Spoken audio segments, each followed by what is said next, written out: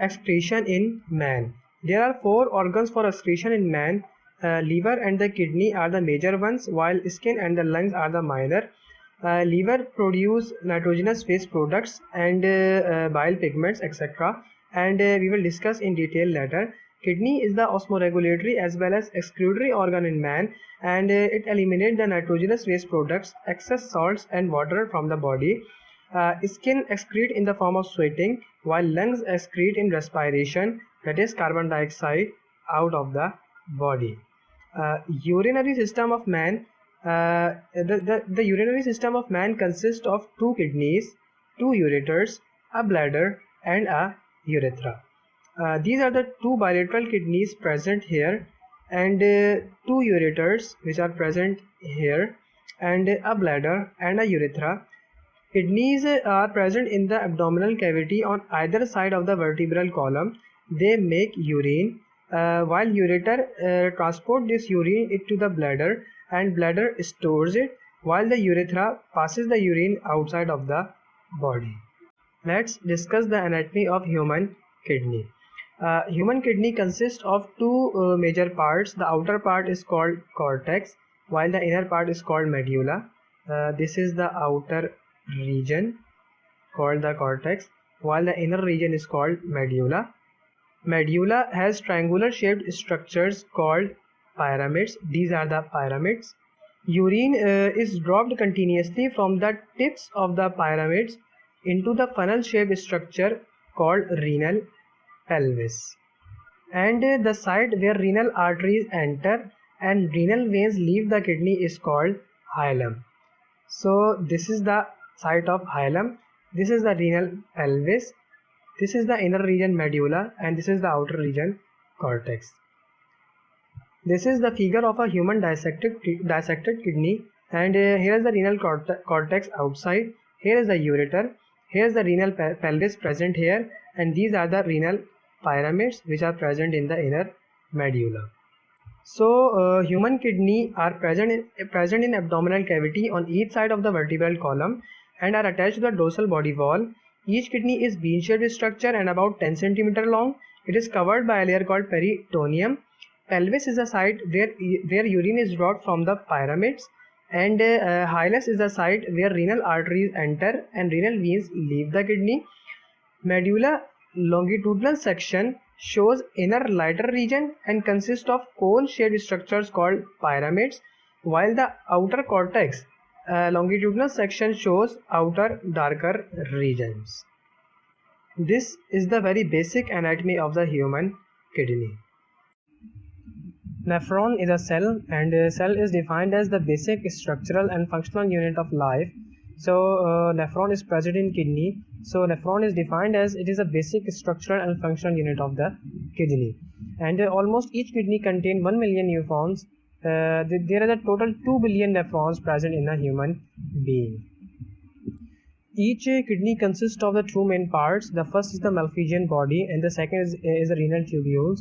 And each of these structures, the Malpighian body is present here figure. And the rest part of the nephron consists of tubule. This all part is a tubule. Malpighian body consists of 2 main parts. The first is Bowman's capsule, U-shaped Bowman's capsule, and inside this Bowman's capsule is a dense network of capillaries called glomerulus. So U-shaped Bowman's capsule, and inside this Bowman's capsule there is a dense network of capillaries called glomerulus. From this Bowman's capsule, a convoluted tubule arises called proximal convoluted tubule, PCT. Then this proximal convoluted tubule continues as a U-shaped tubule. This U-shaped tubule is called loop of Henle. And then the loop of Henle continues as another convoluted tubule called distal convoluted tubule, DCT. And then distal convoluted tubule opens into a common duct called collecting duct, CD. So again, this is the proximal convoluted tubule. These are the loop of Henle. This is the distal convoluted tubule, and these are the collecting ducts.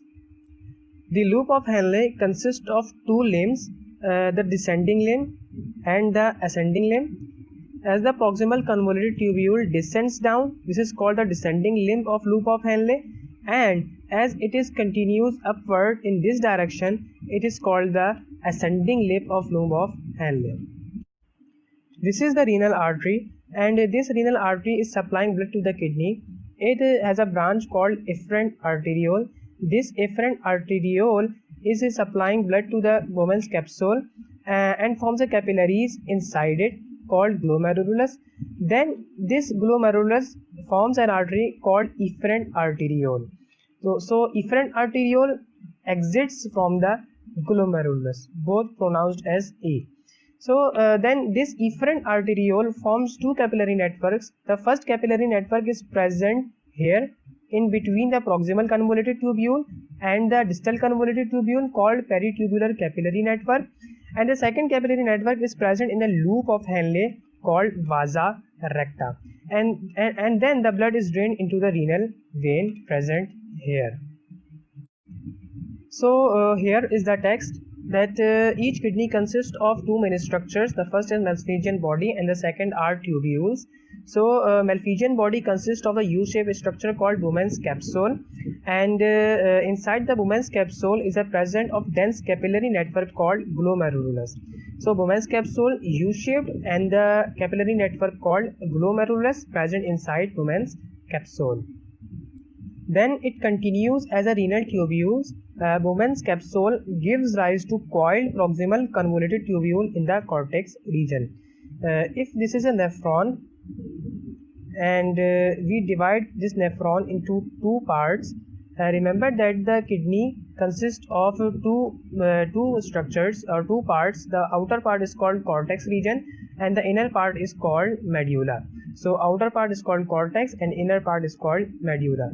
The proximal and the distal convoluted tubules are present in the cortex, while the loop of Henle is present in the medulla. So proximal convoluted tubule narrow and descend in the medulla. This is called the descending limb, makes a U-shaped turn and then ascends in the cortex. This is the ascending limb of loop of Henle, and the descending and the ascending limbs combine to form a loop of Henle. This is depicted also in this figure that if we divide like this, so this is the proximal convoluted tubule, this is the distal convoluted tubule, and these two tubules are present in the cortex, while this loop of Henle is present in the medulla. This is the descending limb and this is the ascending limb. Blood supply of the kidney is from the efferent arterioles from renal artery and blood supply. Efferent arterioles from renal artery supply blood to the glomerulus. From glomerulus, blood is carried by efferent arterioles into the two capillary network. The first is peritubular capillaries, which are associated with the proximal convoluted tubule and the distal convoluted tubule. The second is the vasa recta, which is associated with the loop of Henle, and these two capillaries then drain into the renal vein. Regulatory functions of the kidney. Human blood consists of two constituents. The first is blood cell, that is corpuscles, and the second is plasma volume. The plasma volume is about 55% of the total blood volume, while the blood cells consist of about 45% of the total blood volume. But for simplicity, we consider plasma volume as 60% of the total blood volume, while we consider blood cells as 40%. In human adult, there is an average blood of about 5 liters, and as we have considered plasma volume as 60% of the total blood volume, so here plasma volume is 3 liters and blood corpuscles are 2 liters. This 3 liter of fluid is filtered 60 times a day by the kidneys, so each liter of fluid is filtered 180 times by the kidneys during a day. So 3 liter of fluid is filtered 60 times a day, so 3 multiplied by 60 is equals to 180 liters. That is 180 liters of the fluid is filtered by the kidneys. As there is 180 liter of fluid is filtered by the kidneys each day, but only 1.5 liter of urine is passed every day, so remaining fluid is absorbed by the kidneys by these four mechanisms. Ultrafiltration is the first mechanism which is at the molecular level, and this filtration is non-selective. That is, all molecules except the plasma proteins and blood cells filter through the glomerulus. Let's explain this. This is the figure showing glomerular capillaries in red color while Bowman's capsule in yellow color. This is the efferent arteriole and this is the efferent arteriole. For ultrafiltration, there are two main mechanisms. The first mechanism is that these capillaries have small fenestrations or pores from which the blood exits into the Bowman's space. This is the efferent arteriole. The blood enters in the efferent arteriole, go towards the glomerular capillaries. These glomerular capillaries have small fenestrations or pores from which the blood exits into the Bowman's space. This is the Bowman's space. This all is Bowman's space, and from this Bowman's space the blood will go into the proximal convoluted tubule. These fenestrations present here are not big enough to pass the blood cells and plasma proteins, especially albumin. So the blood cells and albumin will exit from the efferent arteriole. Rest of the fluid is filtered into the Bowman's space and then it will go into the proximal convoluted tubule. The second mechanism is that the diameter of efferent arteriole is small as compared to the efferent arteriole. This creates a pressure inside these glomerular capillaries, and due to this pressure, it will cause the blood to flow more readily into the Bowman's space and then into the convoluted tubules. This is the same mechanism as you have ever watered a plant or washed your car with a pipe. So imagine if this is a pipe and water comes from this direction and you narrow this end, the exit end. This creates a backward pressure, and if there is some leakiness from here, it will cause the water to rush out from this pipe to the outside with the pressure. So the filtration is non-selective. That is, the all molecules except the plasma proteins, especially albumin and blood cell, filter through the glomerulus. And the two main factors are that the walls of the glomerulus and capillaries are sieve-like, that is, they have fenestrations or pores which allow molecules to pass through it except the blood cells and plasma proteins, especially the albumin one. The second is that the efferent arteriole has a smaller diameter than compared to the efferent arteriole, and this creates a backward pressure in the glomerulus which forces the molecules to be filtered out more easily. The next mechanism is reabsorption. We have discussed the ultrafiltration mechanism which is present here. Now the filtrate is present in the proximal convoluted tubule. In proximal convoluted tubule, active reabsorption of the salts, glucose, amino acids and the water take place. It has been found that in the mammalian kidney, all the glucose and approximately 2/3 of the water and salt, that is sodium chloride, are reabsorbed in the proximal convoluted tubule. From proximal convoluted tubule, the fluid, the filtrate, is passed then into the descending limb of loop of Henle. The descending limb is impermeable to salts and permeable to water. So here water is reabsorbed in larger amounts. Then this filtrate is passed into the ascending limb, and in the ascending limb the active reabsorption of the sodium and chloride takes place, as ascending limb is impermeable to water and permeable to salts. Then this filtrate is passed into the distal convoluted tubule. In distal convoluted tubule, further reabsorption of the water and salts occur. Then finally, in collecting ducts, further reabsorption of the water occurs if it is required by the body. One important point is that when the filtrate is passed from the proximal convoluted tubule to the descending limb, it is isotonic to the surrounding environment. In the descending limb, further reabsorption of the water occurs, so the filtrate becomes hypertonic. As the filtrate again passing from the ascending limb, in ascending limb there is absorption of the salt, sodium chloride occurs, so here the filtrate becomes hypotonic to the surrounding environment. So in ascending limb the fluid becomes hypotonic, in descending limb the fluid becomes hypertonic. In the distal convoluted tubule and in the collecting duct, further reabsorption of the water occurs. As further reabsorption of the water occurs, then the fluid becomes hypertonic. So when the urine is passed out from the body, it is hypertonic to the body fluids. So large amount of filtrate is actively reabsorbed from the proximal convoluted tubule like glucose, amino acids, salts and water. Remember that albumin, a larger protein, will not filter from the filtrate, but small proteins can filter from the filtrate like small amino acids. Then filtrate is then passed from the descending limb of the loop of Henle, where selective reabsorption of the water takes place, as it is permeable to water and impermeable to salts. Then it comes into the ascending limb, where active reabsorption of the sodium and chloride takes place, as it is permeable to salts and impermeable to water.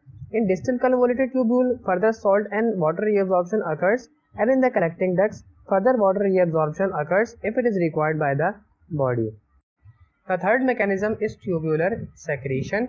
As the blood filters from the capillaries into the tubules, some nitrogenous waste products escape from this circulation and enter into the efferent arteriole. As they enter into the efferent arteriole, tubular secretion occurs, and these nitrogenous waste products like ammonia, urea and uric acid will actively secrete into the proximal as well as in the distal convoluted tubules. Another point is that in distal convoluted tubule, some hydrogen ions and ammonium ions are excreted actively, which helps to maintain the pH of the blood.